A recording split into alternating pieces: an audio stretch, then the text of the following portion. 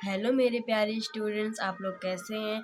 मैं आशा करती हूँ कि आप लोग बहुत ही अच्छे होंगे और एकदम मस्ती से पढ़ाई कर रहे होंगे।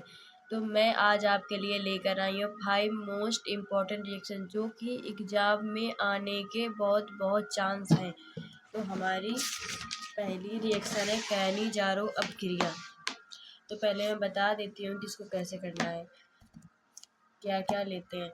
तो हम फॉर्मेल्डिहाइड की क्रिया सोडियम हाइड्रोक्साइड से कराते तो हमको मेथिल अल्कोहल प्राप्त होता है। तो अब हम लोग रिएक्शन करते हैं।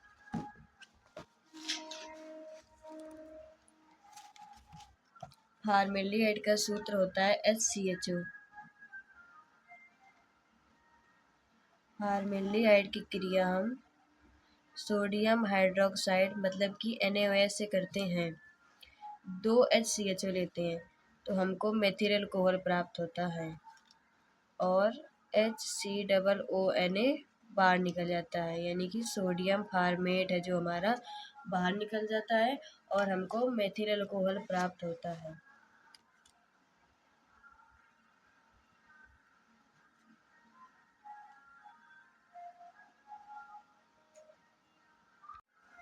और इसमें हम उत्प्रेरक लेते हैं सांद्र H2SO4।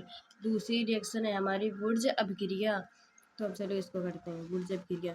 इसमें हम लेते हैं 2 मेथिल ब्रोमाइड और 2 सोडियम। मेथिल ब्रोमाइड की जगह पे हम क्लोरीन ले सकते हैं, आयोडीन ले सकते हैं, मतलब Br की जगह हम 3 चीज़ें ले सकते हैं, Br, क्लोरीन, आयोडीन। ये हम तीनों चीज़ें ले सकते हैं वुर्ज अपक्रिया में। तो आप इसको करते हैं। इसमें उत्प्रेरक होता है शुष्क ईथर।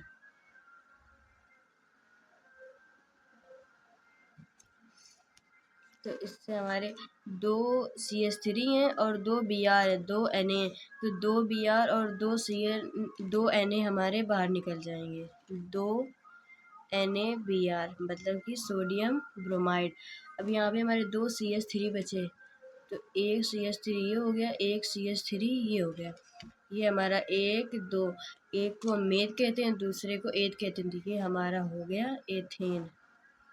मतलब कि वुर्ज अपक्रिया में हमको एथेन प्राप्त होता है और बाहर निकलता है 2 NaBr। ये हो गई हमारी वुर्ज अपक्रिया। अब तीसरी रिएक्शन है हमारी सैंडमायर अपक्रिया।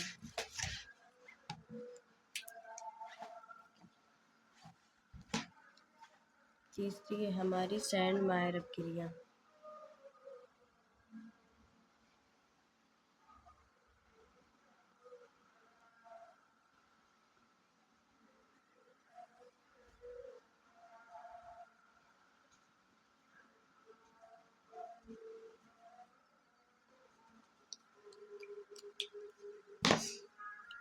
इसमें हम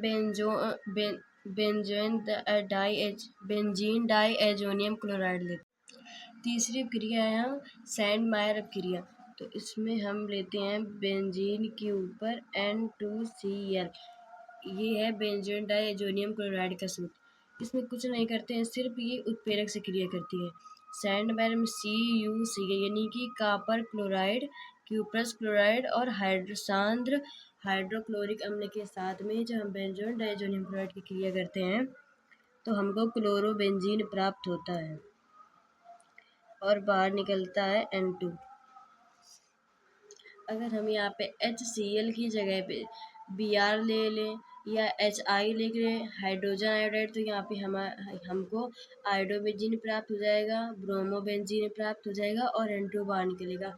सेम ये रिएक्शन रहेगी। अब हमारी चौथी रिएक्शन है गाटरमैन अपक्रिया।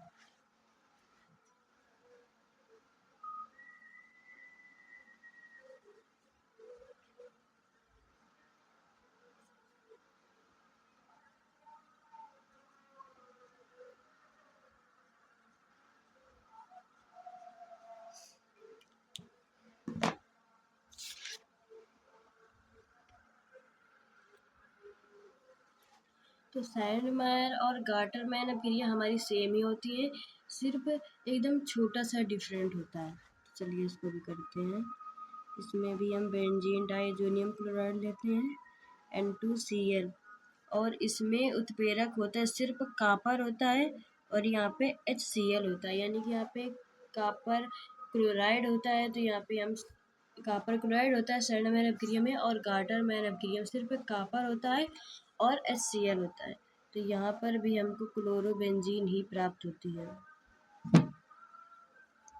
और हमारा नाइट्रोजन, जो हमारी नाइट्रोजन गैस है वो बाहर निकल जाती है, ये ऊपर की ओर उड़ती है नाइट्रोजन गैस। ये हो गई हमारी गार्टरमैन अपक्रिया। अब पांचवी अपक्रिया है हमारी कार्बिलएमीन।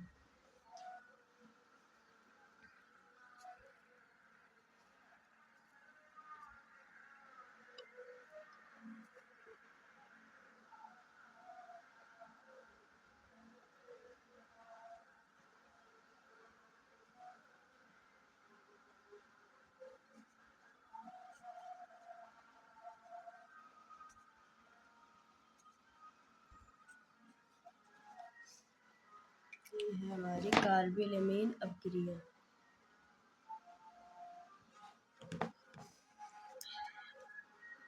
तो इसमें हम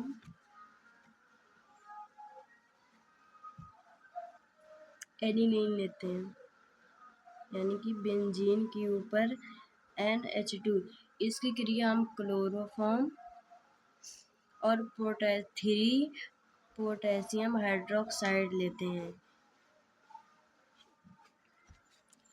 जिसमें से हमको प्राप्त होता है फेरिल साइनाइड।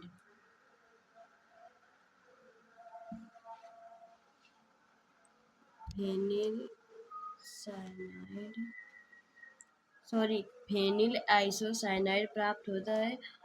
और यहाँ पे हमारे 3KCl निकल जाते हैं बाहर, और 3H2O।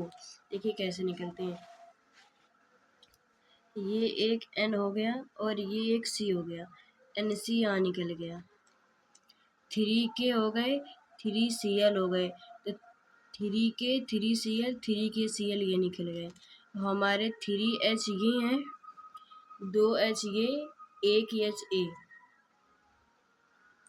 2 3 3 3 6, तो 3 दूनी 6, यानी कि 6H ये हो गए, 6H ये हो गए, और 3O ये, तो 3O ये 3H2O ये बाहर निकल गया 3 के। और थैंक यू गैस। आप लोगों को अगर वीडियो अच्छा लगे तो लाइक करें, सब्सक्राइब करें, और कमेंट में बताएं वीडियो कैसा था।